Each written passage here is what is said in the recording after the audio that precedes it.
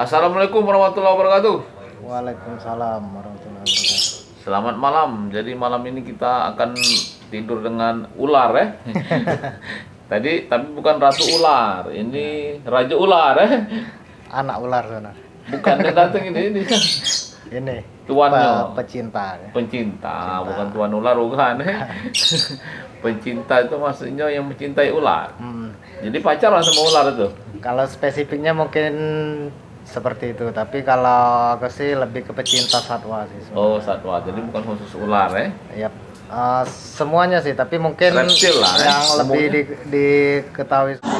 Sehari-hari, Sada Maulana adalah seorang wartawan atau jurnalis, tercatat sebagai wartawan Internews dan juga kontributor Pipa News untuk wilayah Sumatera Selatan. Kecintanya terhadap hewan reptil ini, ular maupun yang berkaki, juga ada hubungannya dengan profesinya sebagai jurnalis yang kerap mewawancarai para pencinta reptil.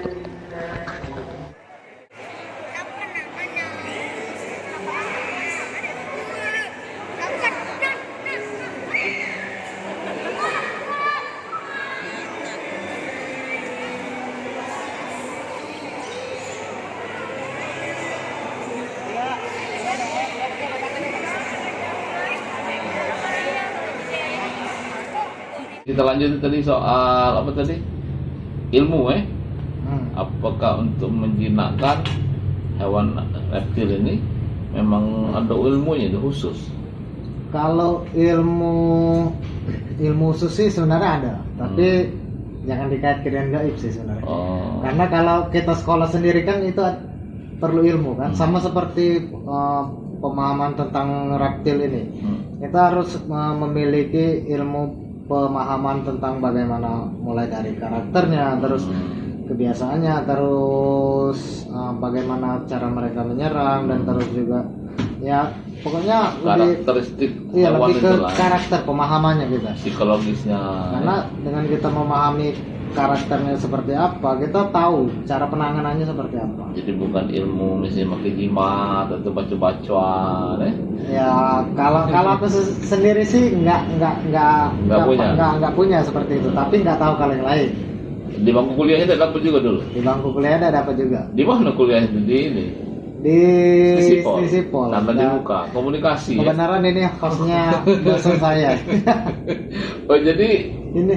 tidak kan pelajaran itu berkomunikasi dengan hewan itu? Ya, tapi kalau pelajaran tentang interview ini ada. Ada. Ya. Tapi kalau untuk pelajaran itu ada. Jadi kalau balik ke ilmu tadi memang tidak kate ilmu-ilmu yang ramal-ramalan, jimat, yang jelas itu bagaimana mempelajari karakter, kebiasaan hewan, ya. Kalau itu sih nggak ada sih, kalau ya lebih ke itu pemahaman tadi. Termasuk juga untuk yang binatang yang kategori buas atau liar Iya. Nah kalau untuk apa jenis hewan ini sendiri, kalau menentukan apa nilai atau harga hewan itu ada nggak indikatornya gitu? Untuk menentukan harga sih sebenarnya lebih ke kalau ular ini lebih ke, kalau istilah di ular itu ada mob. Mob itu kelainan genetik. Kelainan genetik itu biasanya seberapa sulit dia didapat itu biasanya lebih tinggi harganya. Ya. Dan melalui kontes. Melalui kontes. Ada biasanya nilai jualnya lebih melambung kalau misalnya dia menang kontes. Kalau dia kalah ya. Kalau dia kalah mungkin masih di harga pasaran juga, harga standar.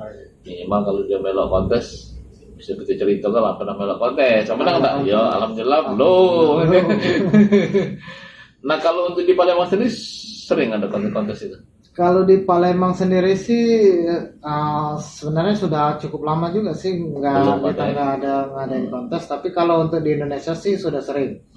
Terakhir itu kalau di Sumatera itu pernah kemarin di Riau, dan kita rencananya rencananya tahun ini, dan kita juga sekarang sedang Jadi butuh support juga dari pemerintah untuk kan. yang di Palembang atau untuk yang di Untuk di Riau? Palembang. Untuk di Riau kan sebelumnya sudah. Sudah. Jadi di Palembang ini kira-kira kapan itu?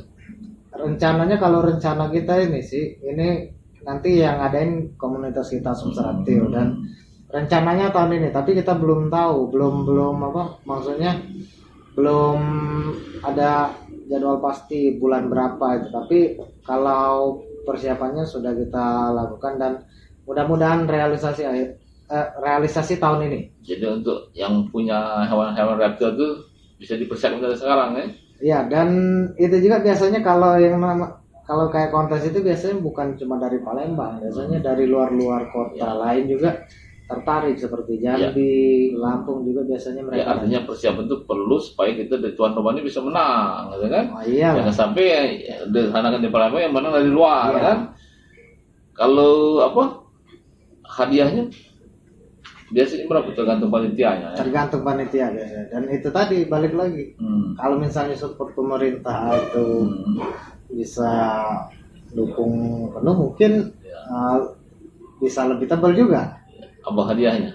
Hadiahnya duit itu tebal itu. Duit dan mungkin penghargaan.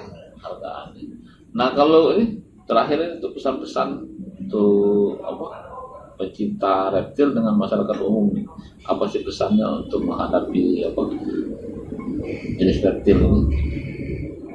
Yang perlu kita ketahui dulu sebenarnya reptil dan manusia ini adalah akan selalu hidup berdampingan, karena kehidupan reptil itu juga sebenarnya tidak jauh-jauh dari manusia, seperti makanan mereka, terus adaptasi mereka seperti ular, biawak, itu kan mereka nggak jauh dari persawahan, dari sungai, dan makanan mereka juga nggak jauh dari lingkungan hidup kita seperti kodok, tikus, dan juga mungkin semacam hewan-hewan pengerat lainnya. Dan kalau pesan saya untuk ke masyarakat, kalau memang ketemu ular, kita nggak usah panik yang pertama. Nggak usah panik, dan yang pasti tenang. Dan percayalah kalau ular itu sebenarnya dia lebih cenderung menghindari manusia ketika ketemu manusia, dan dia juga tidak akan menyerang manusia ketika tidak ada provokasi. Dan dia masih mencari tempat-tempat sepi, sunyi, jarang di tengah jalan ya? Jarang di tengah jalan, atau bermobil.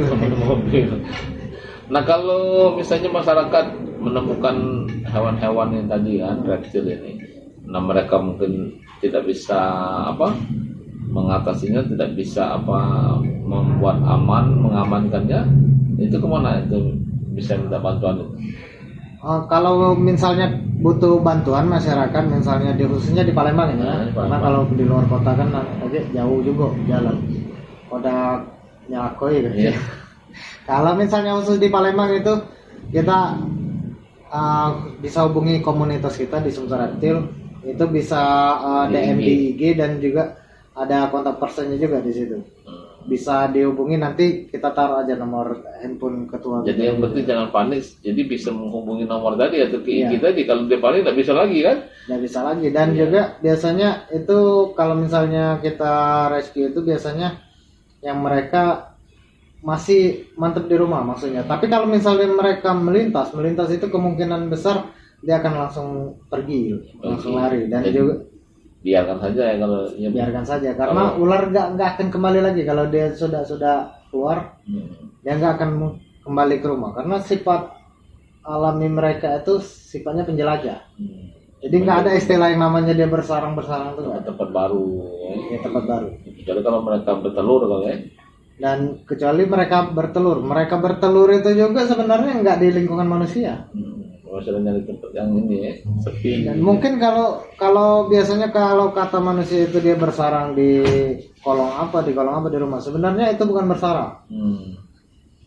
Ular itu sebenarnya dia senang di tempat yang tidak bersih.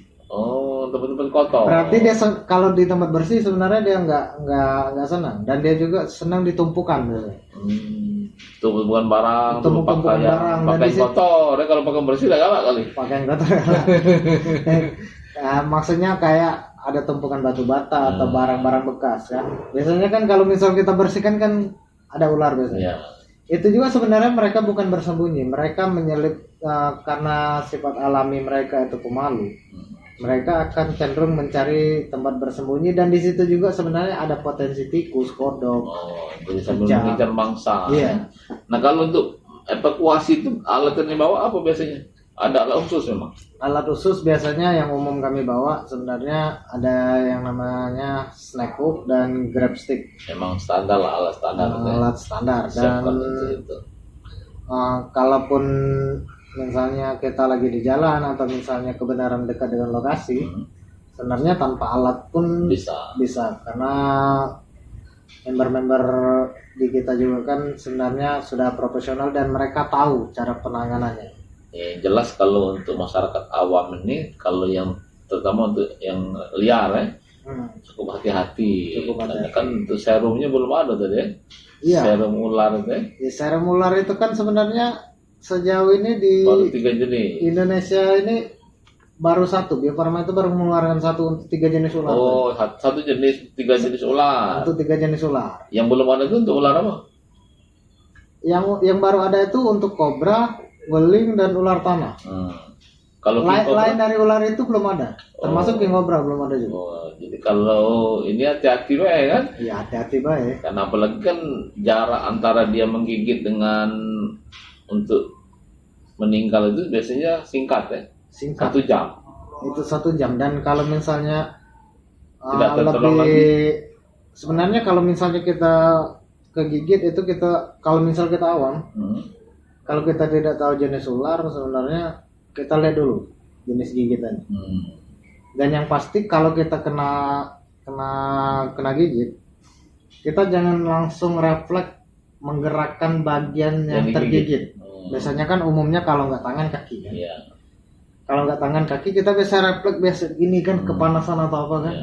Sebenarnya kalau kita gerakan seperti itu semakin cepat karena rata-rata ular itu bukan dia dari kelenjar getah bening dia ininya maksudnya menjalarnya. Berarti itu dari otot kan.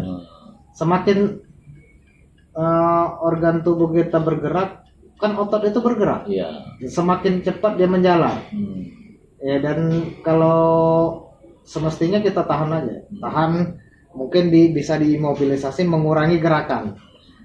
Dan juga kita bisa lihat biasanya kalau ular berbisa itu kan dia ada gigi acak dan ada dua luka yang menonjol. Dan itu menandakan ada taring bisa. Taring bisa menonjol tadi ya. Kalau misalnya dia cuma gigitan acak dan lukanya sama, 90% pasti itu bukan ular berbisa. Aman lah ya. Aman. Tidak perlu serum ya. Tidak perlu. Iya. Nah kalau katanya ada untuk menyedot bisa tuh ada yang punya mustika, ada batu, itu memang ada itu untuk mengisap bisa itu. Kalau aku sendiri sih, aku bukan gimana ya.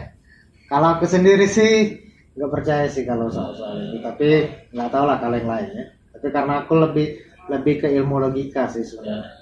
Jadi yang jelas kalau ketemu ular berbisa itu kalau bisa kita hindari dan juga tidak perlu dibinasakan ularnya. Tidak perlu dibinasakan. Apalagi kan sebenarnya lebih dari 2000 spesies ular di dunia ini sebenarnya yang berbisa itu cuma 15%. Dan 15% itu digolongkan di apa? Ada 3 lagi. Tiga dikelompokkan 3 lagi. Yang berbisa rendah, berbisa menengah dan berbisa tinggi. Yang paling berbahaya itu sebenarnya yang berbisa tinggi. Berbisa menengah pun rata-rata tidak menyebabkan kematian, tapi paling enggak geli-geli lah, meriang seminggu. Sama cakala jengking lah ya, bengkak lah itu seminggu itu demamnya. Dan kalau misalnya yang berbisa rendah itu paling biasanya efeknya gatal-gatal. Ya, artinya sebenarnya kalau memang kita, kecuali kalau memang hobi ya, kalau hobi kan sudah pelajar. Tapi kan terbiasa katanya ada justru yang hobi yang jadi korban. Ada nggak cerita kawan itu justru yang hobi? Nah itu memang benar sih. Kalau misalnya gigitan ini mayoritas sebenarnya kipernya yang paling sering jadi korban. Kiper itu maksudnya pemelihara. Karena untuk kecelakaan kerja sendiri tingkat persentasenya itu sangat kecil di Indonesia. Hmm.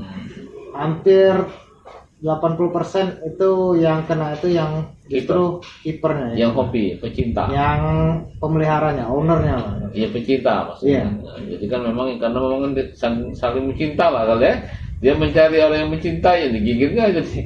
Giginya rupanya langsung ke surga. Ada di Palembang sering ada pernah. Terjadi. Kalau teman kita sebenarnya ada yang kena, tapi alhamdulillah tidak sampai meninggal. Hampir gitu. Ya agak shock dikit kemarin. Artinya memang tetap hati-hati ya. Bagi yang mencintai dan juga bagi masyarakat awam juga tetap hati-hati. Walaupun profesional juga ada kalanya naas. Iya. Makanya kalau pertunjukan sedang ada peringatan itu kan hanya boleh dilakukan oleh orang yang profesional. Iya.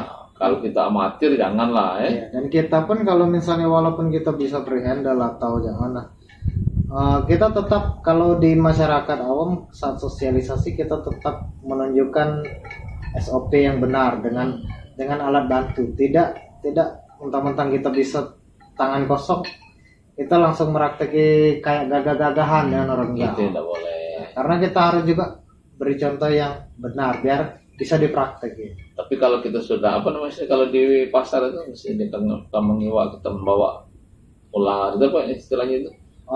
Itu sosialisasi sambil sosialisasi itu biasanya edukasi. Sudah ini terseleksi ya dan diminimalisasi lah yang paling ini berbahaya ya. Kalau kita biasanya waktu gathering itu kan tujuan kita sosialisasi dan edukasi, kita bawa yang nggak berbahaya. Bawa yang nggak berbahaya karena kan orang juga kan sering mau minta foto mau apa, jadi nggak masalah. Karena kalau yang berbahaya nggak kita bawa ke tempat umum. Ya ada ya memang ya disimpan.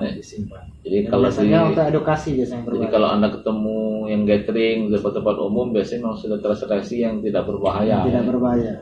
Biasanya kalau yang berbahaya itu kita buat bahan edukasi. Biasanya kan kita kan contoh, juga ini yang berbahaya, ini tidak berbahaya. Sering diundang ke sekolah atau instansi sering kan kemarin. Karena itu juga pelajaran untuk sama makhluk hidup ya. Iya. Kira itu ya barangkali, atau ada pesan lagi mau disampaikan? Mungkin kalau misalnya ada yang pengen nanya atau apa bisa tulis di kolom komentar. Di kolom YouTube itu MN Fuadi DWP. Jangan lupa subscribe Tapi jangan dipaksa ke ikhlasnya lah. Kalau Anda ikhlas silakan subscribe dan tonton sebanyak-banyaknya. Demikianlah, semoga bermanfaat. Assalamualaikum warahmatullahi wabarakatuh. Waalaikumsalam. Mudah-mudahan masuk suaranya. Masuk. Saya dulu kah?